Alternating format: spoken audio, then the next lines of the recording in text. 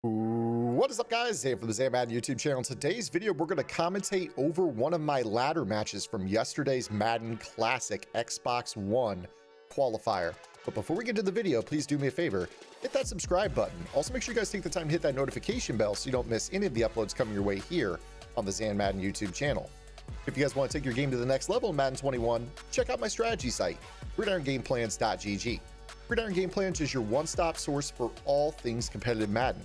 Every week in our Vault update, we take a look at the meta, or the most effective tactics available being used by pro players on the MCS circuit, breaking down not only how and why the pros do what they do, but most importantly, how you can counter those metas when you face them in online gameplay.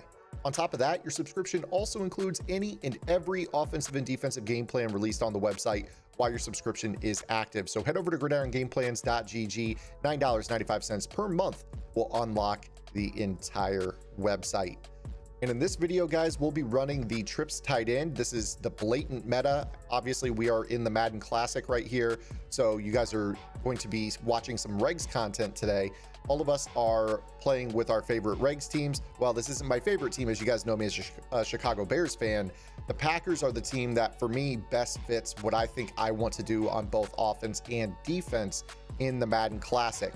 I actually went and had a 7-1 record yesterday, and played really well. And I was running my nickel 2-4-5 defensive game plan and fusing in some of my 3-3-5 defensive game plan to attack arguably the most toxic offense I have faced all year long. You guys have not seen anything like this, as we are facing off against Madden streamer and French competitive player. I don't even want to be disrespectful. He's a damn good player, Rag6 USA. So he really came out with a great approach here on offense, gave me a lot of trouble. As you see here, I'm starting off on offense. I am actually not a trips tight end player. You guys know me as more of an under center style player. I've run bunch if I've been in the shotgun this year, but I really think that the gunslinger is the most important ability for this. As you see, I start off with an inside zone and I get the inside stuff from Calais Campbell. So I realized early on, right here, he's in the nickel 3-3-5 odd, and I'm not going to be able to run the inside zone on Calais Campbell. So right now in my mind, I'm thinking, okay, this could be a low scoring game because I haven't had the reps in the trips tight end that most players have had all year. I also don't have a hot route master to get as wild with it as I want. You see right here, he goes to a man coverage. I try to bait him to blitz me with his user, and then I kind of hang out too close to the edge and he clicks off. That was a really good decision right there. He clicks off, and Chris Westry goes and finishes the sack. So really bad start to the game here as I go 3 and out. Now, when I matched up with Rag on the ladders, everyone in my chat was saying, oh, this is going to be a toxic game. You haven't faced anything like this. So I was already a little bit on edge here after going 3 and out. I was thinking that I was going to have some trouble stopping a lot of the concepts that he was going to run offensively. And you guys are going to see what he is about to do here as we take the field. Now, I am blurring out a lot of my adjustments as I just released the game plan on the website. So for the coaching depths and the adjustments, you guys can find those in great detail on gridirongameplans.gg. You will see a little bit of the adjusting that I do here in this game. And I'm setting this up right now for the 2-4-5, but he's going to come out in an interesting formation with an interesting personnel grouping. So as I'm setting this here, I notice you can't really see behind my cam box right there, but he shows me that he's going to be coming out in the pistol strong slot. So that tells me right away, okay, he's running the Baltimore offense, and I am about to get a dose of Lamar Jackson. There's going to be a lot of broken runs here. Right here, I'm just pausing to give myself an extra 15 seconds to make my adjustments. And you see, I'm going to go into the 3-3-5, which I think is a great opportunity for me to explain that I run the 3-4 defensive playbook. And I think that it's the best book for me because it gives me the ability to go back into the nickel 3-3-5, which has been my comfort zone defense all year long. I've been running it since the start of the year. And then I also have the nickel 2-4-5, and I can actually audible in between. And here we go, right off rip. We're going to start off with a broken fast break run out of a speed option or a load option style play. And Lamar is able to scamper out of bounds for a gain of 6. My chat in this game was honestly more tilted than I was. I think that when you play, these games, you have to remain calm. You're going to face things from time to time in tournaments, especially in regs, that you have not prepared for. I think that's the one thing about regs that I love so much more than Ultimate Team, and have always loved so much more than Ultimate Team, is that players that lab the fringe, players that, you know, put in the work in areas of the game, find the gem players, find the gem schemes, find the things that you can do that are really hard to stop. You know, you don't get that in regs, or I'm sorry, in MUT, because everybody's 99 overall. You know, there's not really mismatches to take advantage of when you're running a 99 speed receiver against a 99 speed corner, and all the linebackers are 95 speed and all the safeties are 99 speed, and your 97 speed tight end doesn't have an advantage over anybody. It just kind of feels like you're playing the same monotonous style game. And I actually really have enjoyed regs. I'm not going to lie to you guys. I know that I've gotten comments over the course of the last year running this channel here. We're coming up on a year next week, actually, since I started this channel back up after leaving Playbook. But I've definitely seen the comments where you guys say things like, oh, well, Zan doesn't make content for regs players. I hope that you guys watch this here and you understand that that could not be further from the truth, as he's going to come out here in 4th and 1. But this is all window dressing, as he's trying to give me a full house look, and he's going to let this go to the second quarter. So right here in the back of my mind, I'm thinking to myself, wow, you know, this is not a great spot to be in. I'm 3 and out. He's got ball at half. He's in a ball control, run first offense. The clock is going to tick. I've got to make something happen here. So 4th down and 1 coming up. I'm going to set my zone depths to 0. I'll give that one away there. The zone depths to 0 does a couple things. It's going to help pick off RPO bubbles, which he could have called from some of these slot sets. And it also gives you the ability to have those guys sitting at 0 when the ball's snapped. Here he goes with that fast break, broken play with the quarterback sneak, and he jurtles. So a lot of people in my chat were saying Lamar has leapfrog. I don't know if that is true necessarily, but he did do a number of plays where he was using that fast break and then jurtling or hurdling right away to try to use it as a glorified QB sneak. So that was something that I definitely had to look out for in this ball game. And as I look through the database, it's actually just jukebox, tight out, fast break, and escape artist is all Lamar has. So he really didn't have the leapfrog. So the number of hurdles you're going to see in this game that he takes hit sticks on, kind of have to wonder why the ball didn't come out on the plays where Truz, which is his X factor that says that he can't fumble as a result of a tackle. You kind of have to wonder why, you know, that didn't end up getting, you know, stopped or forcing a fumble. So here he comes out in the spread offense, which you have to be aware of circle, but the fact that he has tight ends on the field doesn't make me as concerned. And the 2-4-5 that I come out in to match his spread, I'm able to stop that 0-1 trap as Damon Harrison Sr. is in the backfield for a tackle for loss. And it's going to bring up 3rd down and 12. So right here, I'm thinking to myself, okay, if he's in the under center or that pistol style offense, we're going to run the 3-3-5 because I have all my gap shoots and I know how to keep good run integrity out of that. I'm not saying that I don't have good run integrity out of 2-4-5. In fact, it shoots all those popular strong H-wing RPOs. You can shoot any RPO in the game darn near from the 2-4-5. But I'm kind of taking the approach of if he's in shotgun, we'll run 2-4-5. If he's under center, we're going to stay in the 3-3-5, and that includes any pistol plays. So again, he's coming out with ace personnel. He's got receivers on the outside, tight ends in the slot.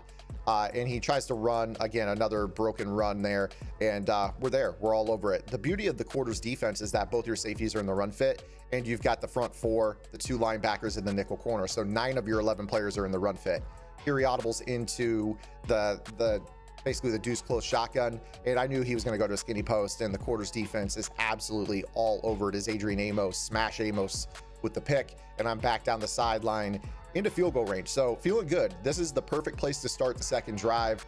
I'm in a spot where I know that his offense is more of a slow pace. So I was in trouble at the start of the second quarter. Now I'm in the driver's seat here, even though he has the ball at half. You have to kind of understand that when he runs a slow pace offense with a lot of motion, a lot of pre-snap window dressing, and it's a ball control style offense, the clock is going to run. So, you know, if I could get points on the board right here, I'm thinking to myself, you know, we'll be in pretty good shape. Here I go with the inside zone. He shoots the gap, and I was able to make a juke with Aaron Jones. And I'll tell you what, guys, if you guys are playing in the Classic and you've been using the Buccaneers, more power to you. Those of you that are willing to put up with Brady having the pass lead elite, I use the Packers because Rodgers with the gunslinger and Devontae Adams with the route tech and the red zone threat. But I'll tell you what, the best player might be Aaron Jones. I know that sounds crazy. Rodgers and Devontae Adams are a real problem, but Aaron Jones is a nightmare, both carrying the ball and as a receiver with his backfield mismatch ability. So here, catch him with a little spacing concept. You have to go left or right with the user. He goes to the left over to Devontae, and I hit Bobby Tonyan over the middle for a first down. So 2:35 and ticking here on the first half. And, you know, I'm feeling pretty good about myself right here. Right here, I see that he's in this 2-4-5 look, but he's got a lot stacked to the weak side of the formation. I go ahead and motion away here to see if I can get him to maybe pay attention to a passing concept.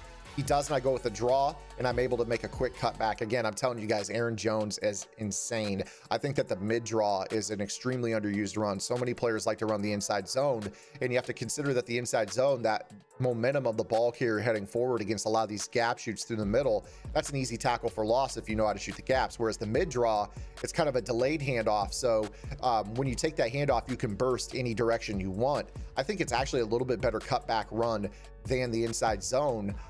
Although the draw of the inside zone is that you can get a full head of steam going to the left, and if they don't gap shoot it, you can be off into the races out to the left behind the trip side, or you can make that little stop and pop back to the right. But again, I really do think that because he's moving towards the A gap already on the inside zone, it's a little bit easier of a gap shoot, and that was the reason I scored right there on the mid draw. So just north of the 2-minute warning right here, you know, and he kind of derailed his own drive. I thought that he had a little bit of success on his first drive out of the pistol.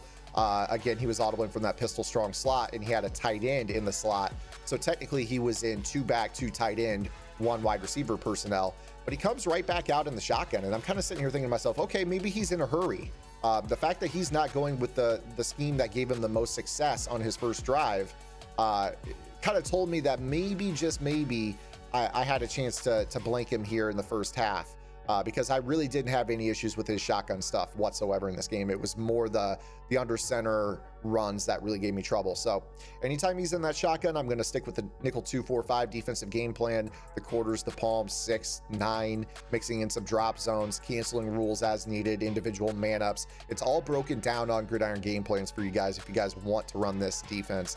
I absolutely dominated in this defense all day long. There's that quarterback wrap, another one of those runs that you have to be aware of in the Baltimore offense, and I've got him here on a 3rd down and 1. So he goes right back into that deuce close shotgun. I'm thinking 0-1 trap inside zone right here. So I'm kind of loading up. I see it's a run, so I run commit. You saw right there, he flickered onto his right tackle. Anytime you see the name underneath the right tackle, that tells you it's a run play. So I went ahead and ran commit right there. And unfortunately, I didn't get a guy to shoot that left A gap, and he was able to fall forward for the first down. But again, I've got a beat on what he wants to do, even though this is an offense I haven't seen before. I'm not going to lie to you. This is an offense that I could see being a real pain in the rear on Mutt over the next few months, just because if you factor in that video that I did just last week on recuperation, you know, I think that maybe, just maybe in these games, you know, Rag not having recuperation, obviously being it being Regs, you know, he had to take a few downs off of Lamar, and there just wasn't enough juice to keep the offense moving on downs where he couldn't rely heavily on Lamar. Right here, he goes to a flip trick. I know this is an RPO. I know right away. You see I click onto the RPO side, and he's going to end up throwing me a cookie right here. I have that quarter flat. He thought he was going to get my slot corner, or right there. In that case, that was my linebacker. I have Darnell Savage there. He thought he was going to get him to run commit on the RPO and be able to throw kind of a broken route there.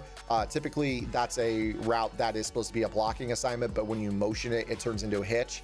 And you can see right there, I'm kind of like chirping up a little bit in my chat. I'm like, yeah, I know what you're doing right there, because, you know, there's not too many people in the ladder that are prepared for that. But, you know, the level of detail that we try to lab the game over on Gridiron, myself and Colt and all the guys that I lab with, those are things that we look at. So when I see a guy motion and then flip a formation, you're not really hiding too much from me as he throws a pick. I'm willing to bet that all the other games that Rag played, that was a money play for him, but it's just not something that's going to fly, you know, for me anyways. So right there, I was able to get the pick right there. Good defense by him. You could tell that, you know, kind of an offensive struggle. I went 3 and out on my first drive.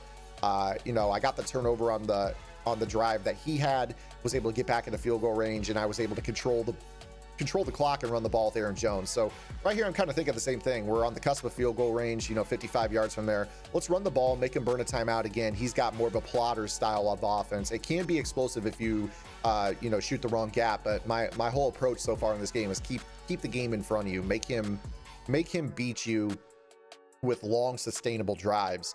And thus far, the defensive approach has worked. So 3rd down and 3 right here. I'm low-key thinking to myself, I'm like, let's just run the ball. You know, there's no chance that he's going to be able to sustain a drive for a touchdown in 20 seconds, 19 seconds with no timeouts, the way that I'm playing defense and keeping the lid on. Right here, he shows me a look that I'd probably pass on in another scenario, because he's, you know, giving me Devontae Adams one-on-one with somebody. But again, I think that the game management at this point is more important. You know, try to practice what you preach. Try to do the things that you need to do to mentally prepare yourself for the Madden Classic when the single elim starts. So, you know, getting into those good practices of taking your points, even in a spot where running the ball on 4th and inches, there's still a lot that is on the table if I pick up that 4th and inches with 12 seconds left and 3 timeouts. So right there, you just take your 3. Go up 2 possessions. He's got ball at half. That's the most important thing to remember as well. So I kick it off, Hollywood Brown. And you can kind of tell, I mean, this is the style of offense he runs. He brings Hollywood Brown out of the end zone, and we end up with, you know, 1st down and 10 from the 25. He gave me about 5 seconds there on that play, 3 or 4 seconds on that play. And I know what he wants right here. This right here is just a result of lab work and understanding what playbooks have. On this play, he's going to come out in that pistol strong slot with the tight end, so that way he can audible into a 2-back, 2 tight end set. And as soon as he does that, I back off the coverage. I know it's a skinny post. In fact, I ran this book for a long time last year, so you saw I was never once fooled by this. He goes to throw a tight end delay fade over the middle. I wasn't worried about defending that. Not sure why he flipped that right there. He could have lost the game on a penalty had he that ball hit the ground and I dove on it for a free field goal. He could have ended the game right then and there, but no harm, no foul. 2nd out of 15. And again, I'm not worried about anything other than Hollywood Brown on this play. He can run the ball with Lamar Jackson. He can, you know, throw a delay fade. He can hand the ball off to Dobbins, or, you know, hand the ball off on an inside give to, you know, to Mark Ingram. But the only player on the field that is not going to beat me here is Hollywood Brown. Here, I'm not sure what he was doing. He motioned Hollywood Brown over to my best corner side. I'm sure this is a hash dependent play, but you know, in this scenario, if you're trying to get over the top, you definitely don't want to go against Jair Alexander in this game. You see Jair boxes it. I've got bracket coverage over the top, inside and outside, and my front 3 get the job done. Kenny Clark had a big game in this game. Zadarius Smith as needed. My opponent didn't throw the ball too much, obviously, but when he did, my defensive line really showed up in this game. So 10-0 at half. Feeling really good about where we're at, obviously. You know, he hasn't really sustained a long drive, hasn't gotten into the red zone yet on his drives. He's thrown 2 interceptions, obviously. He threw that deep skinny post over the middle into double coverage for the pick by Amos.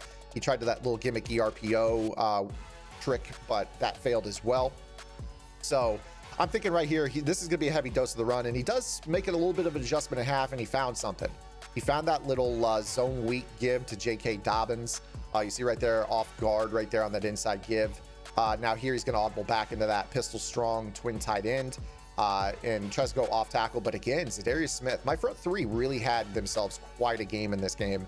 I don't think of Zadarius Smith as a guy that's going to stop the run too much, but right there, he could have possibly saved a touchdown right there as I was caught out of alignment.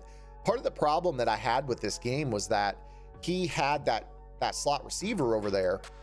You see right there, he goes to that little zone weak give. Could be a little bit of a power or counter type of run, but it is definitely giving me trouble. But part of the problem that I had with this game was that I wanted my nickel on the twin side, and then the other play that he audibled into motioned the tight end that was over on the twin side across, and I would have to flip my play to kind of respect the strength of his run side on this. So again, right here, he goes to that broken load option. My defense is tired right there. Wasn't able to get outside and seal the edge at all. I was really fortunate that I was able to get anything stopped at all on that play. But again, here's that counter give. Lamar with the give to that time to Hill, and he only picks up a gain of 1. So the defense is starting to make some adjustments here. And 2nd down and 9 coming up. I'm still thinking that he's probably going to stick with that little counter give that he's been opening up the second half with here. So I decide to go into the 2-4-5 as he goes into the shotgun again. Not sure why he ditched that pistol strong slot. Far and away his best defense in this game. Here he goes with the wrap with Trace McSorley.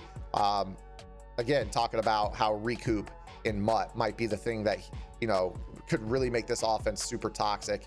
Again, back into that gun deuce close. I go with the same defense that I ran on my first drive. He motions Hollywood Brown to the outside. I'm expecting trap. I'm expecting Y lead, and he goes with the trap right there. And I was actually pretty upset with Adrian Amos right there. If you actually watch that play back, Adrian Amos is in the run fit. He flies down into the hole and then freezes for no reason. So I was actually pretty upset that he didn't finish that play right there. I thought we had a kill shot into the backfield. Nonetheless, it's going to be first down and goal. And again, you see how much time is ticking off the clock in this game. My opponent basically milking themselves. It's definitely not an offense that plays from behind, which is to my benefit. Again, broken read option, or broken lead option with a fast break, and he's able to get out of bounds at the 1, second down and goal. So right here, I'm just kind of thinking, okay, well, I don't have a whole lot of answers for this formation right now. I'm just going to go ahead and run commit, and he jurtles once again into a hit stick. Again, kind of wondering why the ball isn't coming out.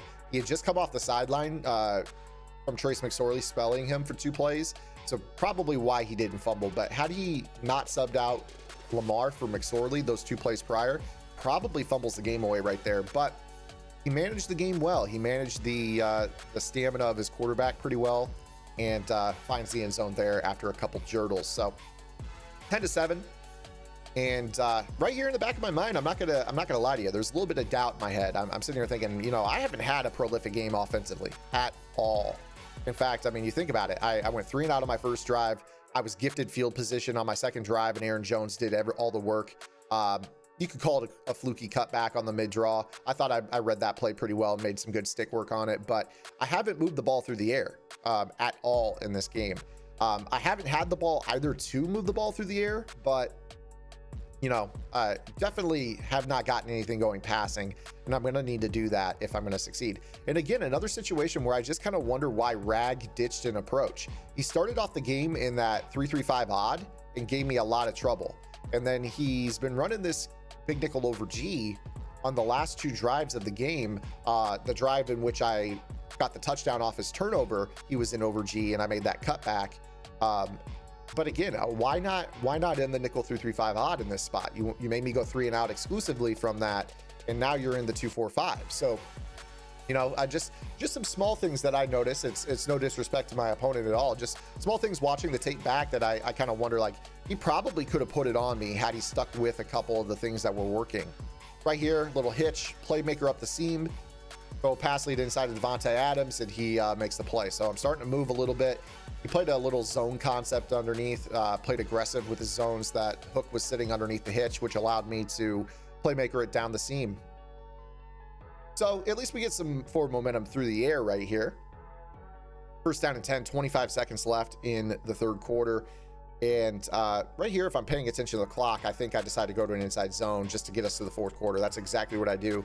You notice that I put the double team on Calais Campbell. I don't know if that actually does anything. Just makes me feel better that he's not going to, you know, inside stuff me right away. And we can go to the 4th quarter with this 3-point lead.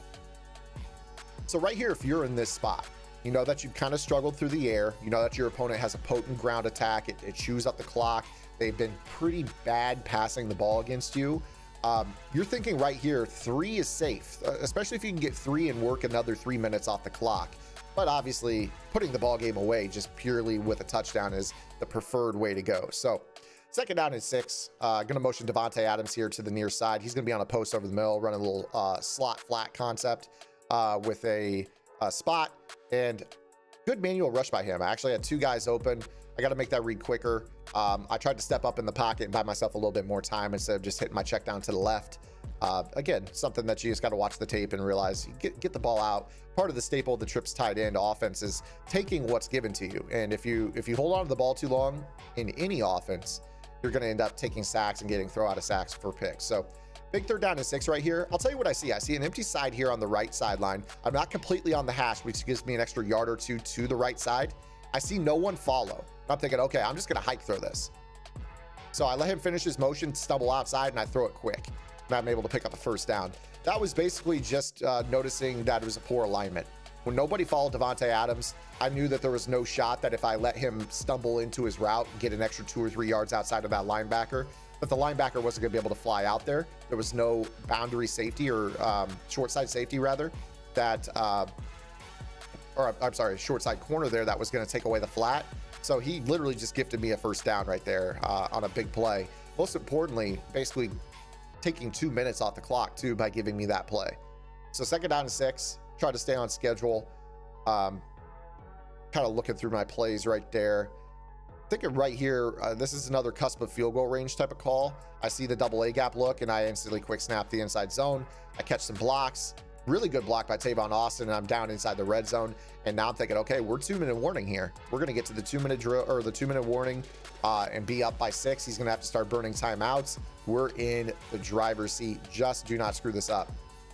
Again, I watched back this game defensively. Why did he ditch the 3-3-5 odd against me after that first 3 and out? He went from 3-3-5 odd running man coverage to double A gap, big nickel over G, and 2-4-5 running drop zone. Here I got a man coverage read. Devontae Adams, that route tech. That's probably why he didn't go with the man coverage. Devontae Adams cooks his man to the corner, and I'm in for a touchdown. Right there, that was just a tell. You know, he came out of the man coverage, had all 3 corners over on that side. And when he was on his first drive, he didn't really play the zones over the top of that corner because I wasn't throwing corners and trips tight end. So that quick audible down, smart routed that corner route, and was able to find the back corner of the end zone. So right here, I know, if he's going to score a touchdown, it's going to take him every bit of 2.5, 3 minutes. I basically won this game as long as I don't blow any coverages here. If I don't try to get over aggressive on a gap shoot and not play my assignment football, that's really the only way he's going to get back in this game. So I expected him to come out in the shotgun here, just because he's kind of been doing that the whole game, but he goes right back to the pistol. Probably what he should have been in the whole game, truthfully. Goes back to that counter. A little bit better job that time. We got the corner flying down. Again, I've got those 0-yard purples. I don't want him getting outside. He hasn't shown me that he's going to throw to the perimeter. The 0-yard purples are going to take away the perimeter anyways. Here we go. He's going to try to do that load option. Jair makes a nice play right here. Now he's in no huddle scenario. So this is going to render Lamar a little bit less, quick. He's going to be more of a fumble risk in this spot. I'm thinking he's not going to run the ball here. So I spread the D line. He motions outside to a little pistol trips tight end type of look. And you know what I didn't do? He hadn't been running pass plays, so I hadn't had to spy Lamar. Right there is a good adjustment. He goes ahead and scrambles outside. I'm a little bit frustrated though. You notice that I said I spread my defensive line. I also contained on that play, and that's just another situation where contains don't do what they're supposed to do in this game. As you see right there, Rashawn Gary gives up an easy double team and a scramble to the outside, and Lamar picks up the first down with 2:30 and change here in the first half. Most importantly for Rag, he stopped the clock. So again, back into the monster right here, and I'm thinking, all right, well, this is a little bizarre.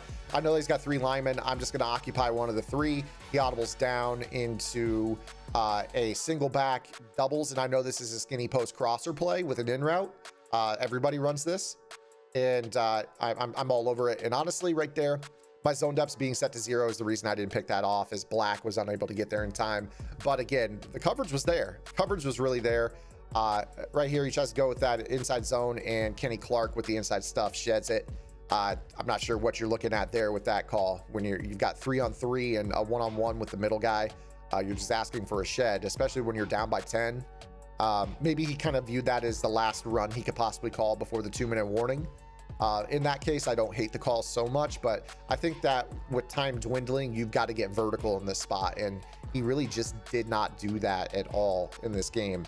I hope that you guys are enjoying this commentary. I decided to do this commentary instead of a tip video today because I thought that this offense was really toxic, and you fine tune it a little bit. This is something I can see dominating Mutt. Like I said, with that recuperation video we did last week, again, you just see not much of a passing attack to go with that run complement, and he kind of got a little bit of a bad break there on the stick work, and Lamar ran backwards. So 3rd down and 9. Again in the monster. I'm not sure what the goal is here with the monster, but he's going to now audible into the gun bunch, which is like fine by me. You want to be in the gun bunch. I've got 3-3-5 defense for gun bunch. I've got 2-4-5 defense for gun bunch, and he's just trying to run everybody vertical, and does a little playmaker there to Dobbins, and that's fine. You see right there, there's his stat line: 2 of 5, 22 yards, 2 INTs. So he's thrown me the ball as many times as he's thrown his team the ball. And now we are in 4th down and 2. So now he comes out in that formation, the same formation, immediately puts the cursor on Hollywood Brown. I know that there's a motion coming and then a flip. So I know he's going to that little glitchy RPO. So I know he's not going to snap the ball here. Here comes the flip. Now Hollywood Brown's on a route. And I'm thinking to myself, okay, no big deal. You know, my guys are not going to run commit. He's going to throw it. If he wants to throw a hitch right here, go for it. So you see right there, you know, there's no run commit for my safety. And he throws it in traffic and drops it. So that ends up being the ball game as we really showed up defensively. A lot of my chat, a lot of people in the chat in this game on my Twitch channel. If you guys haven't checked out my Twitch channel, it's twitch.tv/ZanMadden. You guys can also obviously follow me on Twitter, as you see right there in the top right corner, @ZanMadden. A lot of people in that chat were saying, oh, this is gonna be a hell game. This is gonna be a hell game. And I will say I didn't move the ball offensively, but I think from a game plan standpoint, I really didn't need to. He did me a lot of favors in that game. I think that if we matched up again, it would be a tough game. I really do. I think he would learn a lot from that experience. And both players, I mean, you see right there, it was definitely a struggle. I didn't really ask myself to do too much on offense as he was giving me good field position. But there it was. I got the win over Rag, and we were able to move on with a W. Now, the game that I lost yesterday was to Blocky. I went 7-1 during the ladders, faced a lot of good players. Blocky put it on me in that game. So I've got some tape I've got to review. I might even chop up a commentary for you guys on that video as well. Just to kind of, again, hold myself honest. You know, I don't want to be that guy who only, you know, only post wins. You know, I post loss against Trey from Friday Night Football. I think it'd be fair to also post the loss against Blocky, but let me tell you, it was an ugly ball game, an ugly ball game. Maybe we do something about taking a look at some of the X's and O's, show what bagged me, and maybe show what I could have done better in a tip video. Maybe do something like that. But I hope you guys enjoyed this video. As you see right there, I report the W right there, and I'm going to be playing in the Madden Classic single elims coming up this weekend. I'll be giving you guys updates over the week on the when, where, and why. So make sure you guys subscribe to the channel. If you guys have any questions, comments, concerns, or complaints, feel free to drop those below. Please do. Hopefully you guys subscribe to the channel. Make sure you guys check out gridirongameplans.gg. Again, $9.95 per month unlocks the entire website. So if you guys want that defense that was up there, definitely go check it out. I'm gonna go ahead and sign this one out, guys. I hope you guys enjoyed it. Until next time, this is Zan. Get the lab in. Good luck.